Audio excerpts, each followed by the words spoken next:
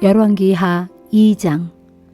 주께서 엘리야를 회오리바람에 실어 하늘로 데려가시려고 할 때 엘리야와 그의 제자 엘리사는 길갈에서 길을 나서려고 하는 참이었다. 엘리야가 엘리사에게 말했다. 엘리사, 너는 여기 남아 있어라. 주께서는 나에게 베델로 가라고 말씀하셨다. 그러나 엘리사는 이렇게 말했다.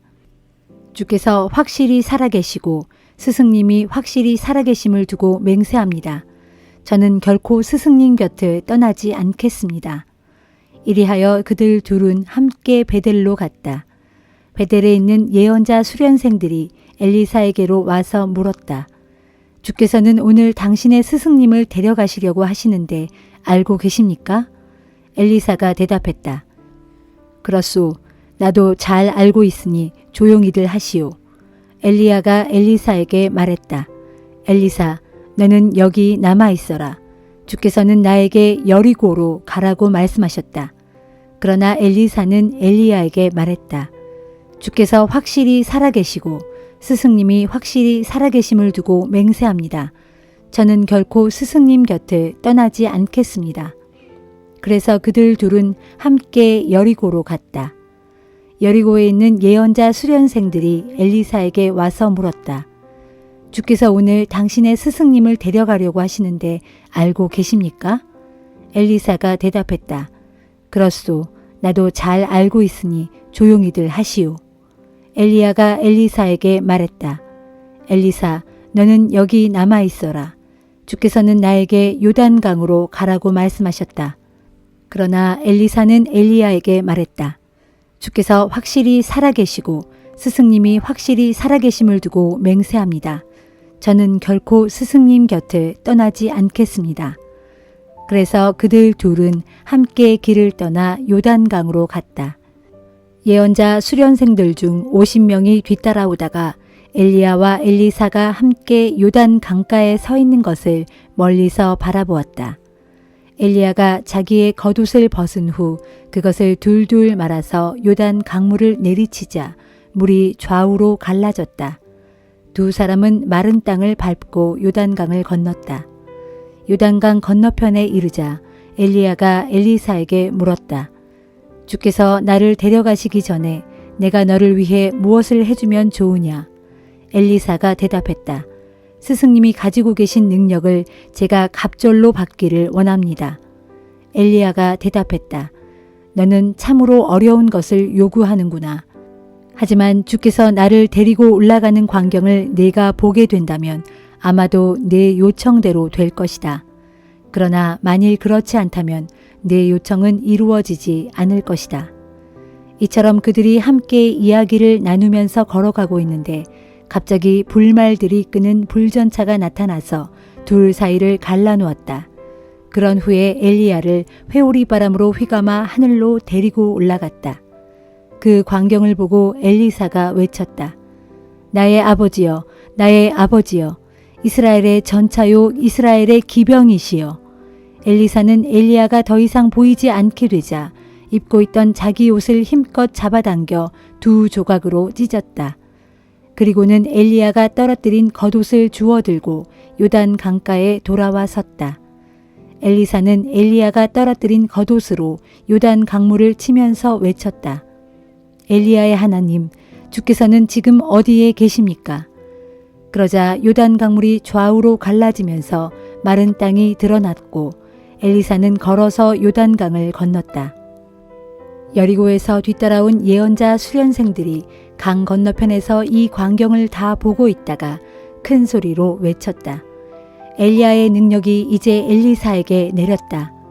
수련생들은 엘리사에게 달려가 엎드려 절했다. 그들이 말했다. 보십시오. 여기에 있는 저희 50명은 모두 건장한 청년들입니다. 그러니 저희들이 선생님의 스승님을 찾아보도록 허락해 주십시오. 주님의 영이 그분을 높이 들어 올려 어느 산 위나 골짜기 같은 데에 내려놓았을지도 모르지 않습니까? 엘리사가 대답했다. 아니다. 찾아볼 것 없다. 그러나 예언자 수련생들은 엘리사가 민망할 정도로 계속 간청하였다.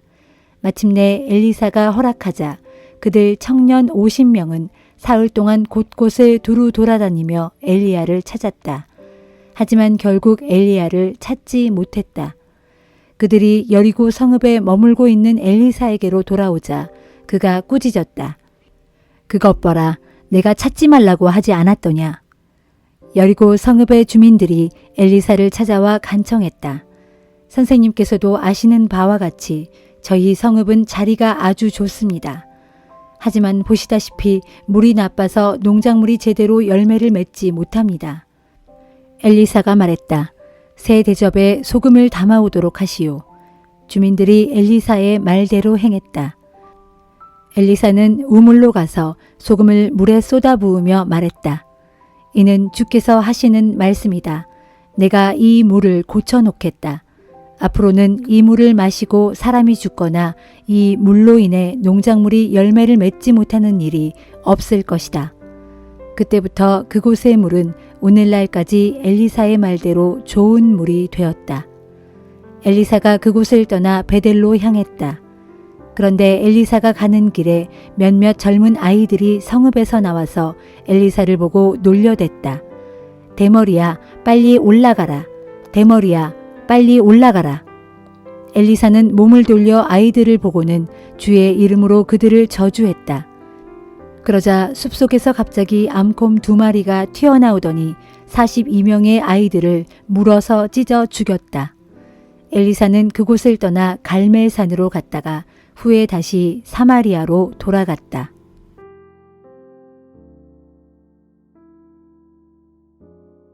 데살로니가 후서 2장. 형제들이여, 우리 주 예수 그리스도께서 다시 오시는 일과 또 우리가 그분 앞에 다시 모이게 될 일에 대해 여러분에게 간곡히 당부를 드립니다. 누가 예언의 영으로나 말로나 우리에게서 받았다고 하는 편지로나 혹은 어떤 형태로든 간에 주의 날이 벌써 왔다고 주장한다고 할지라도 그런 사람의 말에 쉽게 마음이 흔들리거나 흥분하지 마십시오. 여러분은 그런 자들이 어떤 방식으로 무슨 말을 하더라도 속아 넘어가지 마십시오. 그 까닭은 주의 날이 임하기 전에 먼저 배교하는 일이 대대적으로 일어날 것이고 불법의 사람, 곧 멸망의 아들이 출현할 것이기 때문입니다. 그러기 전에는 주의 날이 오지 않을 것입니다. 그 불법의 사람은 신이라고 일컬어지거나 예배의 대상이 되는 모든 것들을 다 배격하고 자신을 스스로 그것들보다 한층 높일 것인데 마침내 그 자는 하나님의 성전에 앉아서 자신을 하나님이라고 주장할 것입니다. 이런 사실에 대해서는 내가 여러분과 함께 있을 때에 여러 번 일러두었는데 지금 여러분은 내가 그렇게 말한 것을 기억하지 못합니까? 여러분도 알다시피 그자가 지금은 막는 분 때문에 아직 나타나지 못하고 있지만 자신의 때가 되면 마침내 그 모습을 드러낼 것입니다. 이 불법의 세력이 나타날 기미는 이미 사방에서 보이고 있습니다. 그런데도 그자가 아직 나타나지 못하고 있는 까닭은 아직은 나타나지 못하도록 그자를 막는 분의 힘이 작용하고 있기 때문입니다. 그러나 때가 되면 이 악한 불법의 사람이 출현할 터인데 그러나 주 예수께서 다시 오셔서 주의 입김으로 그자를 제거하실 것이고 주의 재림의 영광스러운 광채로 그자를 멸망시키실 것입니다. 이 불법의 사람, 곧 멸망의 자식이 출현한 것은 사탄의 조정에 따른 것인데 그자는 세상에서 온갖 기이한 일과 표징과 거짓 기적을 행하면서 모든 불의와 악행으로 멸망받을 자들을 미혹하여 속일 것입니다. 이처럼 그들이 그자의 미혹에 속아 멸망받게 되는 까닭은 자신들을 구원하여 줄 진리를 사랑하여 받아들이지 않았기 때문입니다. 이런 이유로 하나님께서는 미혹의 영을 그들에게 보내셔서 그들로 하여금 거짓을 믿게 하신 것입니다. 그것은 진리를 믿지 않고 악을 기뻐하는 모든 자들에게 합당한 심판을 내리시기 위함입니다. 그러나 주의 사랑을 받는 형제들이여, 우리는 여러분을 생각할 때마다 항상 하나님께 감사드리지 않을 수 없습니다. 하나님께서는 여러분을 구원하시려고 처음부터 여러분을 택해 주셔서 성령으로 거룩하게 하시고 또 진리를 믿을 수 있도록 여러분을 인도해 주셨기 때문입니다. 이렇게 되게 하시려고 하나님께서는 우리의 복음을 통해 이처럼 여러분을 부르셔서 우리 주 예수 그리스도의 영광을 함께 나누도록 하셨습니다. 그러므로 형제들이여, 믿음 위에 더욱 굳게 서서 우리가 여러분에게 편지나 말로 전한 가르침을 잘 간직하고 지키십시오. 우리를 사랑하셔서 우리에게 영원한 위로와 선한 소망을 주시는 하나님 우리 아버지와 우리 주 예수 그리스도께서 친히 여러분의 마음을 위로하시고 여러분의 모든 선한 일과 말을 붙드셔서 굳세게 해주시기를 빕니다.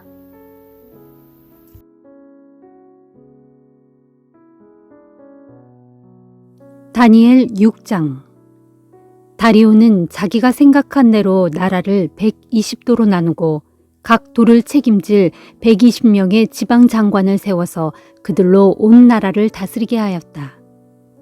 또 다리오는 120명의 지방 장관들 위에 3사람의 총리를 두어 그들로 지방 장관들을 관할하게 했는데 다니엘은 3 총리 가운데 한 사람이었다.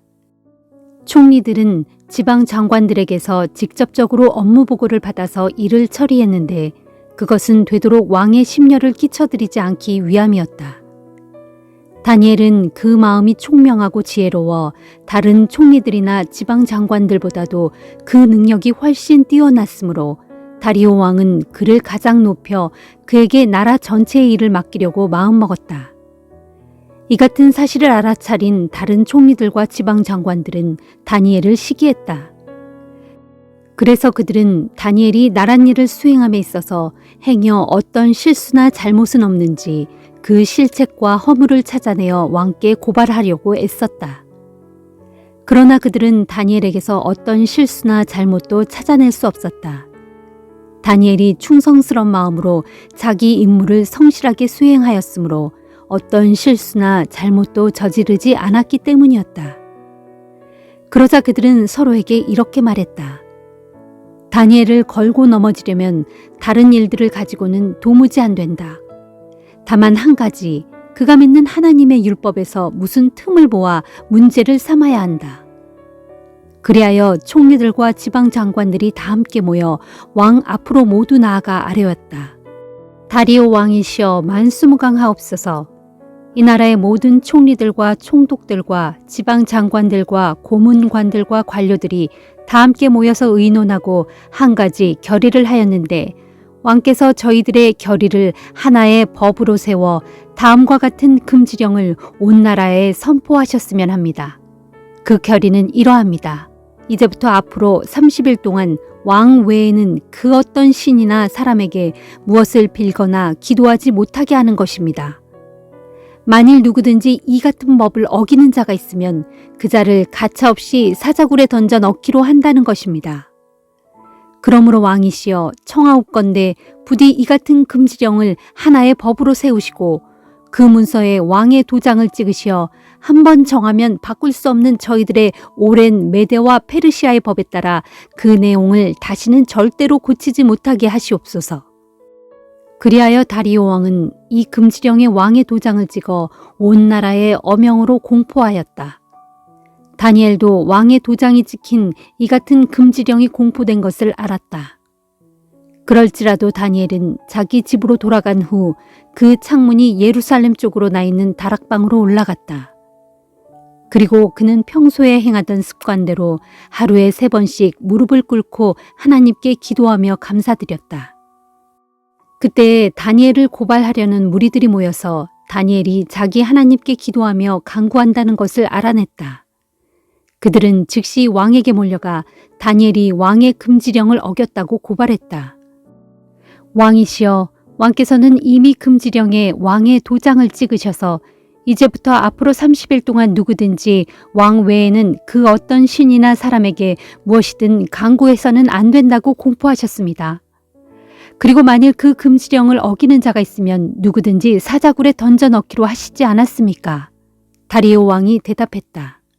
그렇다. 그 금지령은 메대와 페르시아의 법에 따라 절대로 고쳐질 수 없도록 확정된 것이다. 그러자 그들이 왕께 즉시 아뢰었다. 왕이시여, 그 금지령을 어긴 자가 있습니다.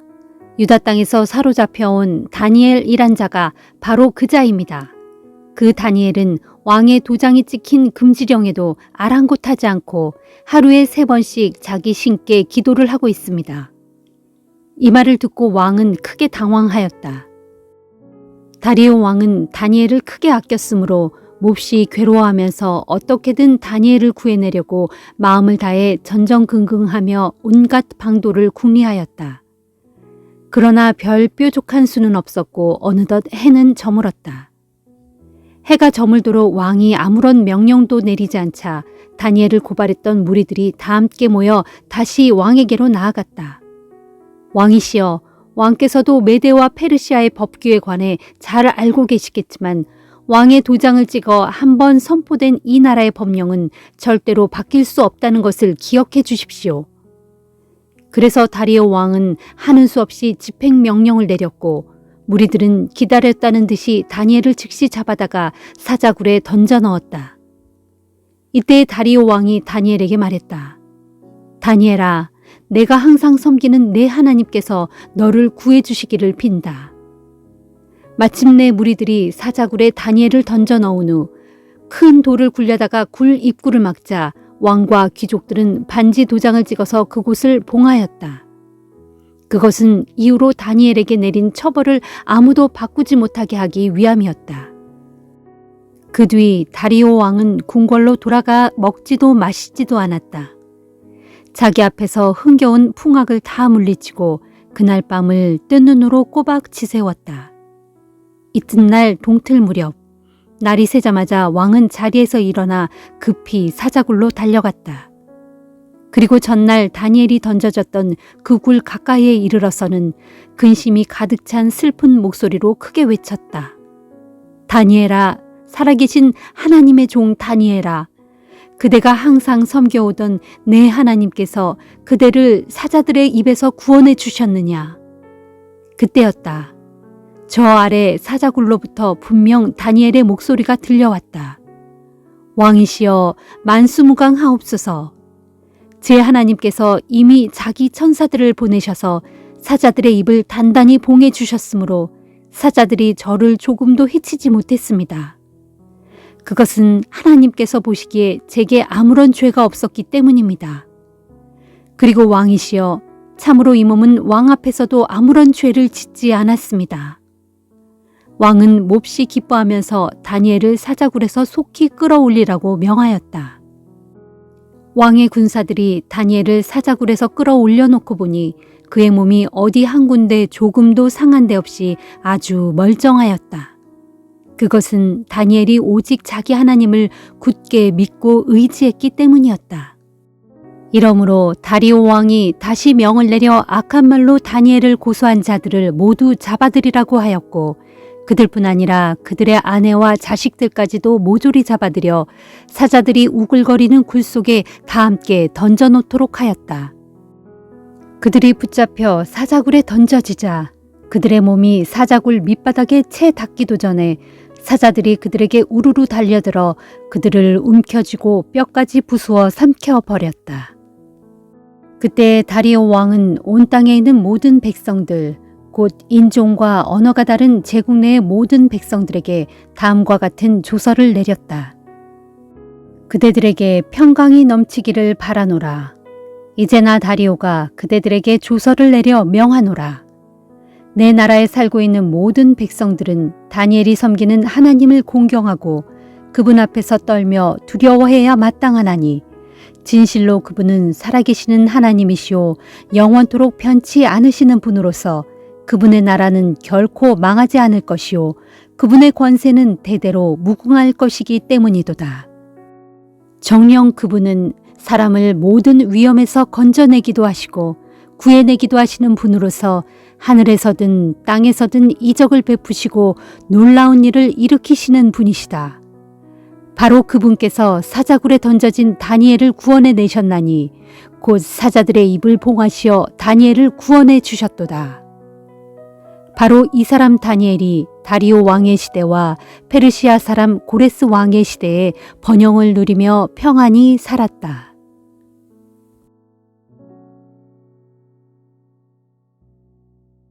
시편 112편. 할렐루야, 복되도다. 주님을 경외하고 주님의 계명 따르는 것을 크게 즐거워하는 자들이여.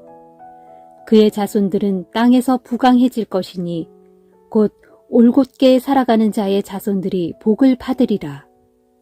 또 그의 집안에는 부귀와 영화가 항상 있을 것이고 그의 의로운 행위도 영원히 남으리라.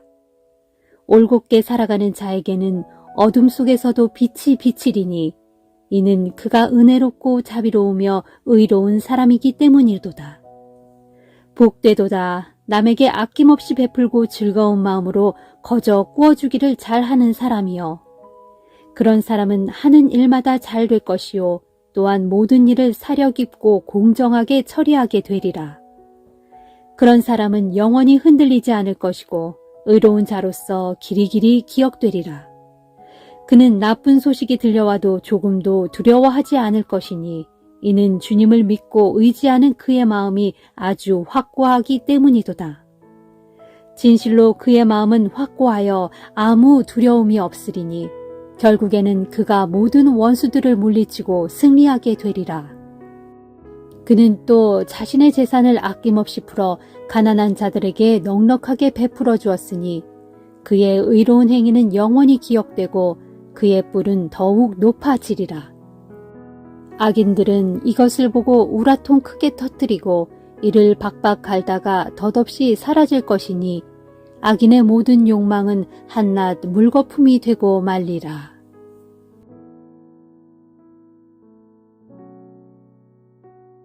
시편 113편. 할렐루야, 너희 모든 종들아 주님의 이름을 찬양하여라. 이제부터 영원토록 주님의 크신 이름을 찬양하여라. 해 뜨는 데서부터 해 지는 데까지 주님의 이름이 찬양을 받으리라. 주께서는 문 나라들보다 높으시고 그분의 영광은 하늘보다 더욱 드높도다. 누가 주 우리 하나님과 같으랴. 진실로 주께서는 저 하늘 높고 높은 곳에 앉아 계시지만 스스로 낮추시어 하늘과 땅을 두루 굽어 살펴보신다. 주께서는 가난한 자들을 먼지 구덩이에서 일으켜 세우시고 궁핍한 자들을 거름더미에서 끌어올리셔서 그들을 지체 높은 귀족들, 곧 자기 백성이 귀족들과 한자리에 같이 앉게 하신다. 주께서는 또 아이 낳지 못하는 여인들에게도 떳떳하게 아이를 낳게 하시어 행복한 엄마가 되게 하신다. 할렐루야.